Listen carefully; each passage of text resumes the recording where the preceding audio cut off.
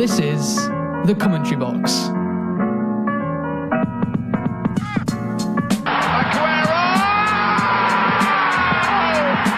To me, tweeting was something that birds did. Dilly din, dilly dong, come on!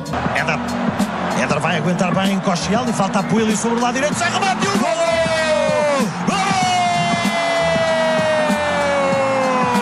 From a yard out, he couldn't hit a barn door with a banjo. And the celebrations begin. Hello and welcome to the Commentary Box. It is International Week, so there's no Premier League football, no European football, no FA Cup. It's just international football. And here at the Commentary Box, I think we're a bit glad it's kind of come at the time it has, because we've not discussed international football that much yet on the podcast. So this week it has given us a chance to delve into everything international football. And of course you are joined by me, Sam, and Jake. How are you, Jake? I'm good. Yeah, as you said, international football this weekend. We didn't have any Premier League games. Gillingham did play, sadly lost 1-0 to Bradford, which could potentially end our hopes for getting any sort of late playoff push, but nevertheless doesn't really matter that much. Nah, because considering where you come from this season, sacking your manager, it's good. We're being happy. Low down and maybe getting relegated, and to now even had a chance of playoffs, to be a good season, end of season for you anyways. Yes, indeed. So, to start with, of course, we're going to talk about England, and then later on the show we'll be talking a bit about Wales and Scotland and their new managers respectively, and what they can do for the two nations. And then to end with, we'll be talking about which players and which nations we are really looking forward to seeing at this year's World Cup in Russia. But with no further ado, we shall be talking about England.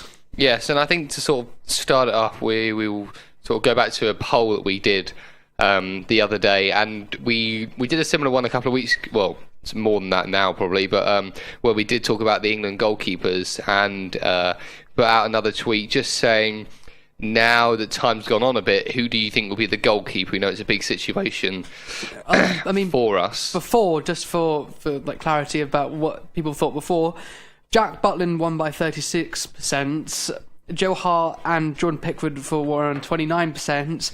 Other was 6%, and that we didn't even include Nick Pope on this at all, or Foster, any of them. So it was Jack Butland that won that poll. And now, do you have the poll results for this most recent poll on the matter? Yeah, so this one did again have Jack Butland winning, but this time more of a majority, 55%. And at the time of doing this, I actually did put myself down on Jack Butland, but I will explain in a second how my views have changed a little bit.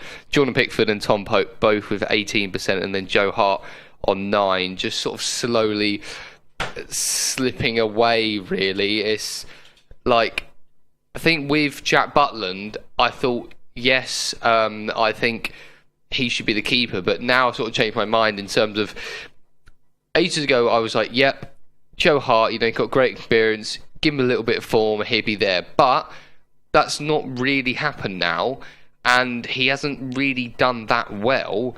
So I think I sort of swayed a little bit towards maybe Butland. But even after that, I thought, well, I don't think Butland's even done that well. So why should I really want him as the keeper? And then it sort of goes down to Pope or Pickford. And Pope, as I've seen, has done very well in training for England. I've seen like quite good highlights. I know it's only training, but just from what I've seen, it's been good. And then you've got Pickford, who's sort of the one that hasn't really done anything wrong, hasn't done amazing, but he's still a decent keeper. And I think will probably be Southgate's pick for the World Cup. And I would be happy with Pickford, I think. Yeah. I think Pope should definitely go. And we were just discussing earlier that if he wasn't going to take one, it would possibly even look like Butland, despite what the poll says. It would look like maybe Butland wouldn't be taken, because for me, you're either not taking Butland or not taking Pickford, because I think Hart's got to go for the experience. Pope's had a really good end to the season and definitely will be one for maybe the future, so he's got to go. And then it's going to go for Butland and Pickford as sort of on the same level. Butland a little bit older, a little bit more experience, but with that injury sort of crucial against that friendly in Germany. not going too well. Yeah, I see what you mean. I do, but I think I've voted Nick Pope for this, and I think that it is definitely a transitional period for the England goalkeeper situation, with Hart kind of form dipping for both club and country recently. And I mean, I know he hasn't even been playing for West Ham recently, and I think this is time for him to pass on the baton and use his experience to help the next England goalkeeper. And I think this is the perfect time for one of the three keepers that we mentioned, Butland, Pope or Pickford, to step up and take that number one position. And at the moment, with Butland getting his injury against Germany about a year ago now, he hasn't come back the way he played before that game against Germany, and he's still, I think he's still on the road to recovery. So I would actually leave Butland out of the squad. As for Pickford, he's, again, as you said, he's had an average season, but he's not done a lot wrong. So in that case, because Pope's had a brilliant season, I would actually give it to Pope as number one, take Pickford and Hart. And I think anyone that says about the experience of Nick Pope not being there, well, he's going to have people like Hart that has been there and done that to help him.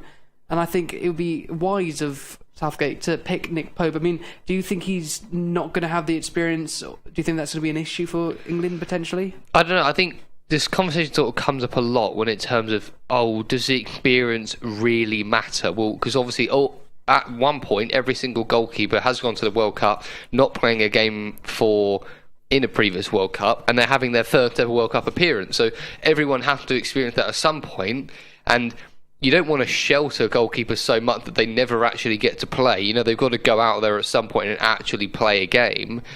I think with Pope, yes, he hasn't got much experience, but like you were saying, if he is the best in-form goalkeeper right now, why wouldn't you take him to the World Cup, and why wouldn't he be starting? If he is the best current keeper, surely want the best squad, and he puts him in. But then, I just think for me, I think possibly a bit too early. You know, if he had a whole entire season of doing well, I probably would think, you know what, he has proven himself to be a good keeper the whole time.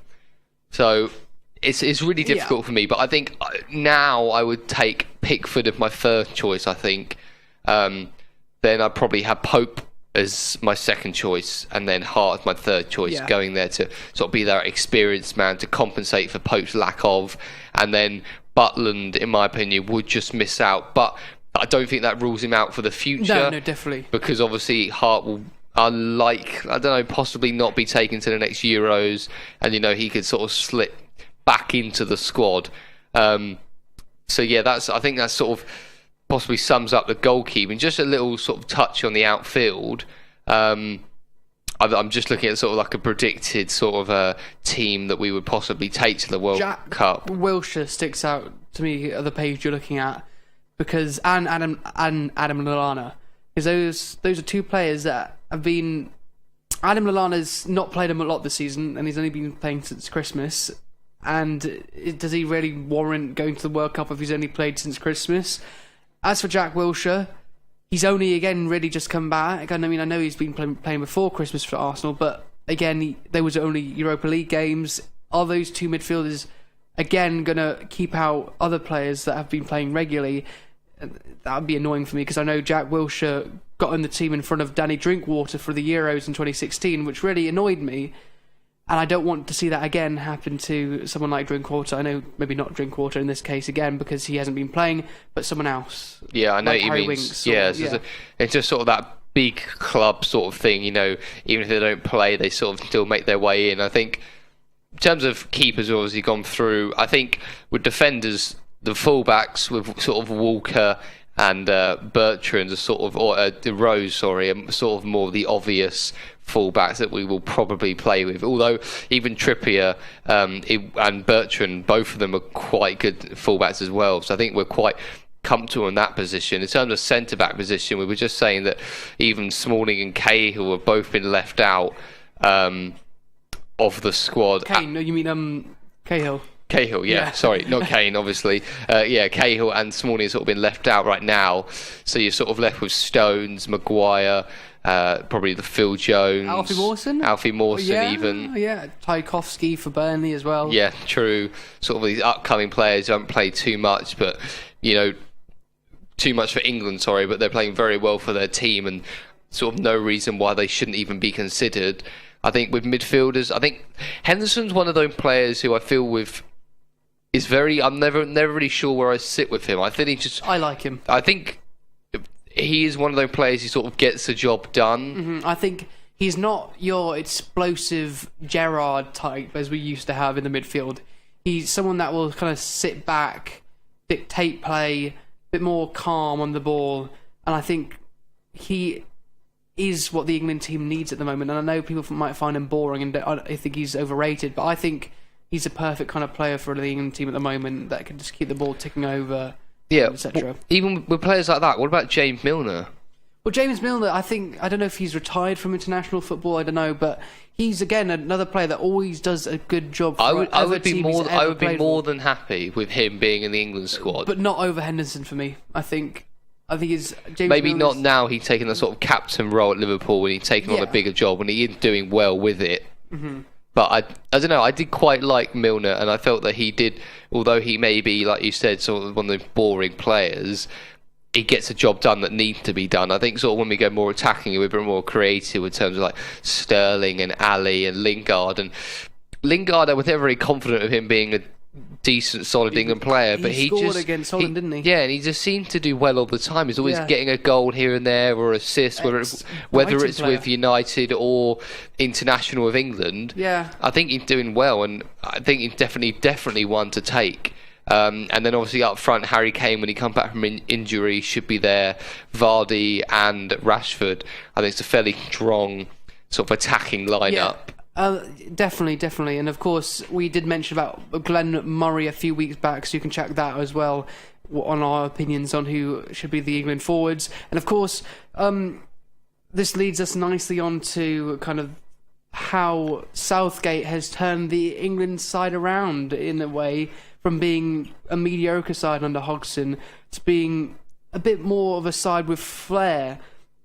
And that kind of made me think about how people have always said down the line, do England need a style of play, like how Spain has its tiki-taka and the way it plays international football and kind of its league football, and you've got Italy who play very defensive, and that's shown in their international games. Do England need a style like this, or do we actually already have it and it's not really working?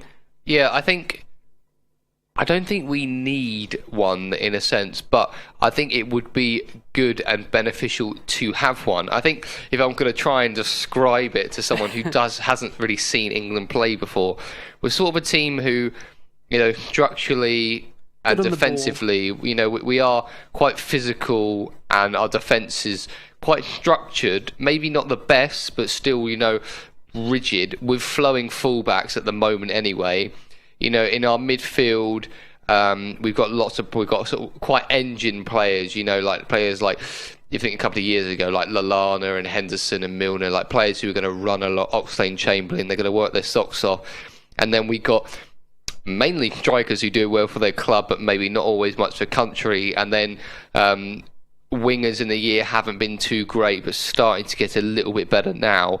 And I think, like you were saying, we are quite good on the ball, and we seem to always keep possession well. Yeah, and maybe not do a lot with it normally. No, maybe not have like a target man in a sense, but having that threat, maybe not using it, but potentially is always there. We've got either Kane or we've got Vardy, or a couple of years ago, when Crouch was playing up front, for instance. He was the man you aimed for, and even going back to sort of Heskey times, I don't know, and just sort of having that sort of focus in a way. Peter Crouch and Heskey, or Defoe. What a lineup. Defoe I did like Defoe, to be fair, and he did quite well. And I remember when he came back to England, and he's kind of forced his way out of the England lineup by not scoring that many for Bournemouth. But it was good to see that he had the chance to get back into the England squad, and it was good to see him back. But the poll we put out to ask you whether you thought England need a style ended with 4 votes. Not many, sadly, but 75% of people thought, yes, England do need a style, with 25% people saying no. Yeah, I think I put yes on this. I think I'd put yes as well. I think it would be good to have one, and just to sort of work towards as like young players exactly can see and have that it sort of goal. work it into When we look at like the under-21 squads and that, they're winning trophies. They're going out there and they're beating Germany and Spain and Italy, especially recently, very with their recently. own style of play, and there's no reason why they can move that up. And just to sort of think about Southgate as well, he's got rid of the Cahills and the Smallings and these players who were just kind of getting in the England squad but not doing a lot with it. They're a bit like meh. They're like we're good for our team. When it comes to country, we just don't really do that well. And I think, he is making a change, and it'd be nice to see, like the young players like Alfie Mawson and Maguire, decent players make it into the England squad, hopefully to come together merit. And to do well based on what they deserve and feel like they're getting a reward from it. I feel like some players feel like, I don't know, a Bournemouth centre-back might think, I'm never going to get in the Premier League team, or Swansea centre-back. Like with Mawson, he was having speculation when they were in the relegation zone, and now look at them now, they're out of it and they're doing well, and it's just showing, you don't have to be playing for Man U, Man City, Tottenham, Arsenal to get in the squad. You can be just playing good football, and at the end of the day, you want your best team, and whoever's playing the best, you want to put them, yes, it's very, very, very unlikely, but if Messi has a horrendous season, internationally, you're going to see other players being picked around in position even. It's the players who are performing the best at that time. Yeah, definitely. I mean, we could speak about England for the whole podcast, yes. But sadly, we have to kind of wrap it up on the England talk. But, of course, it'd be very interesting to see how Southgate does with the England squad this year and who he picks. And if there is a notable change, because there certainly has been in friendlies a notable change in the style of play, it's just hopefully they'll carry it over into the World Cup, and it'll be definitely interesting to watch. But also on the home front as such, we have two new international managers gracing the UK, with Ryan Giggs obviously taking over Wales' national team job, and Scotland Alex McLeish taking over Scotland. Yeah, I think with both of these, I remember when the Scotland manager, I forgot his name. Gordon Strachan. That was it, yeah, and they lost to someone. They blamed it on the physicality of the players, that Scotland players were too small or not as strong or something like that, and I think that was the end of him. And obviously he went, and with a new manager in, I think for Scotland it will be good to have sort of a nice change. It's sort of been that sort of, we're getting there, but nothing really went bang. I think Gordon Strachan did really well for Scotland in the fact that he had good players, and I think he could have done more out of them, but he did kind of progress Scotland a bit. I mean, they finished fourth in the Euro qualifications in 2016, which was not very good, but it was a very tough group with the likes of Ireland, I think Germany and Poland in it. But they were so unlucky for the World Cup playoff positions because they were in a group with England, obviously, and they only missed out on the World Cup playoffs due to Slovakia on goal difference. It was very unlucky. Narrow. Yeah, I think it came down to the last game. They were winning, but I think Slovakia scored, and it meant that goal difference wise they wouldn't make it through. But I think Gordon Strachan went quite amicably, if I remember, or he was, and he kind of said, "That's it, I'm done now." And it'd be interesting to see how Alex McLeish does, because it's the second time in charge for Scotland, and they've got some good players, definitely. Yeah, well, I remember when I watched the England-Scotland game, and they had, I think maybe 1-0 up or something, and there were those two Lee Griffiths free kicks that both went in, and I thought, wow, they have got some quality in their side, and like you said, I think they've just been a bit unlucky, especially with missing out on the World Cup qualification. And I think with a new manager, it can start to change things around. And I think, also, obviously, Wales have done very successful and did a lot better than England in the last Euros. But I think with the same thing with them, with having sort of an older, sort of a legend player for the country to come back and now be in charge after he had a little bit of experience with Mourinho at United. No, not Mourinho. Van Gaal. With Van Gaal at United and becoming the intern for a little bit of time as well. Yeah, I think with Giggs, it's going to be so hard to emulate what Chris Coleman did for Wales, reaching the semi-finals and only losing to Portugal in the semi-finals 2-0, and getting to third in the World Cup, fourth in the World Cup group, and just missing out on qualification again, or playoffs again like Scotland.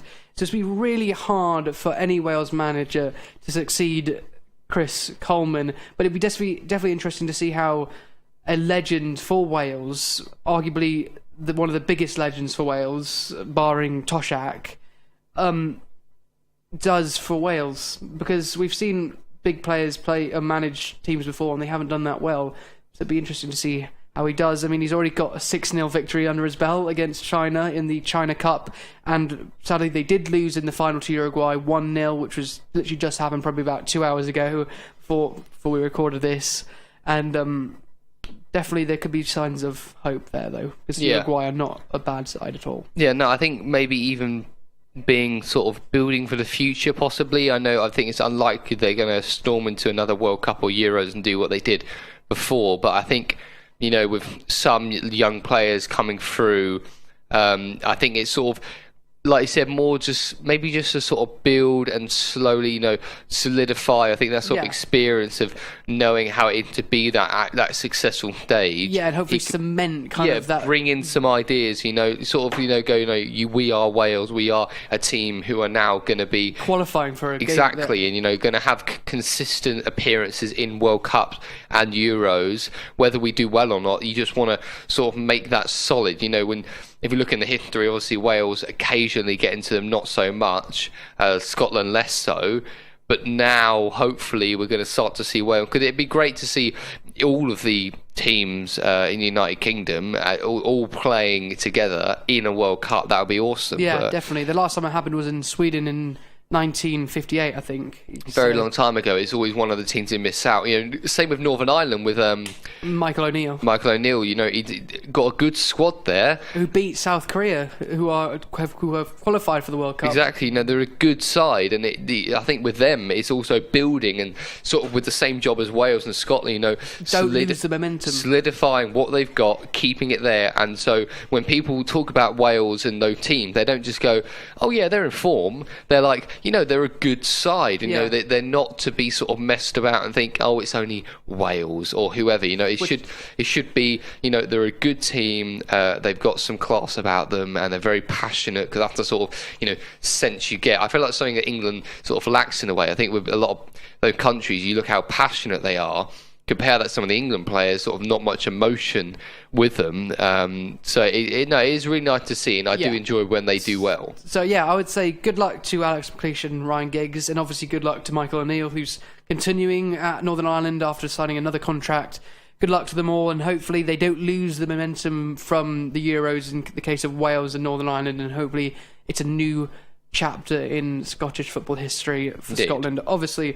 But kind of to wrap up the show, I wanted to talk about the World Cup a bit more, and I wanted to discuss who you would be looking for in the World Cup in terms of which nations you're looking forward to seeing, or which players you are looking forward to seeing. Yeah, I think with this one, the obvious one is Salah, and I'm very interested to see if, with a class player like Salah, is he going to not carry in the way the team, but are Egypt, are they going to be successful, not only being inspired by their best player, but just having a real quality player in your side really helps. Can they get carried by him? Exactly. Yeah. Can they go through? Will it will something happen interesting with them? I think that's one of the interesting things.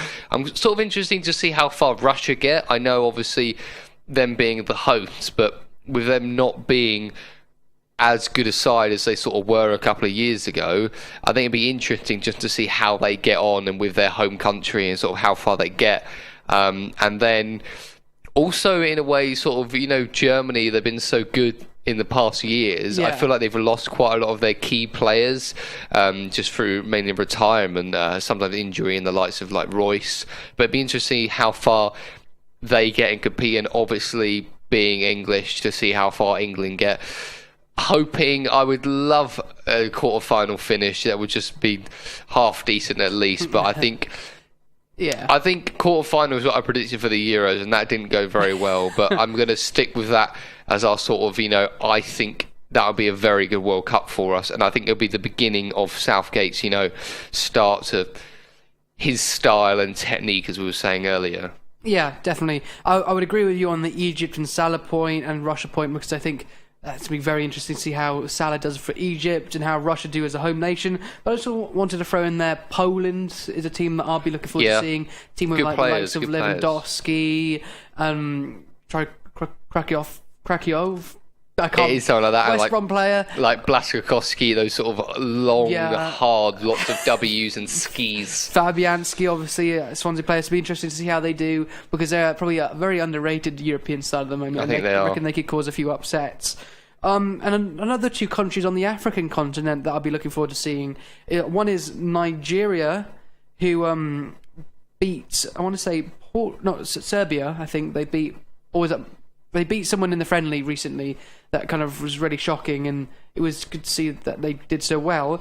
They beat Poland, that was it. And then Morocco, who have also beaten a European nation in Serbia. So they're two nations that I'll be looking forward to seeing as well. Yeah, I quite like Morocco. I went on a holiday a couple of years ago. I met a lot of friends from Morocco, and I've now sort of become interested in their team. And they do have some decent players, and they do get some half-decent results. Adel Tarab, do you remember him? Yep, QPR, and I just sort of some decent players, and I follow them. In the African Cup of Nations, I sort of watched how far they went, and they got a good team, some good players, and I would definitely be following them in the World Cup, and I hope they get well.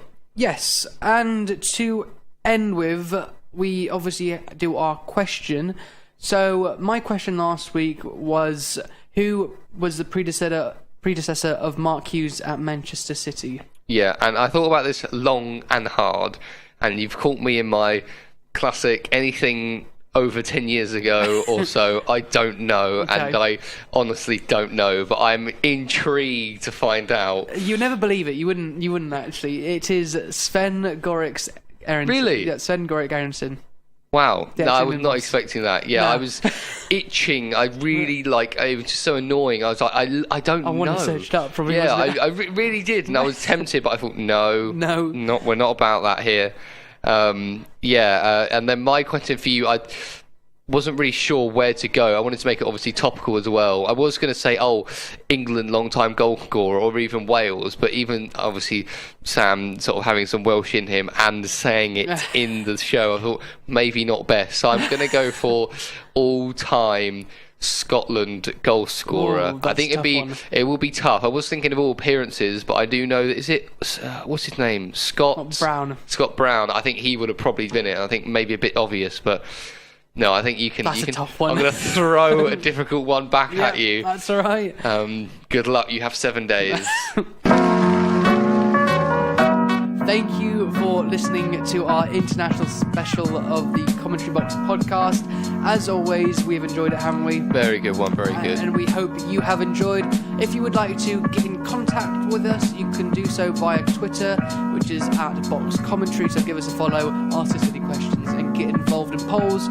Or if you want to, if you're not a user of Twitter, you can email us at the Commentary Box contact@gmail.com, again with any questions you have. But thank you for listening, enjoy your week, and it's a goodbye from us. Goodbye.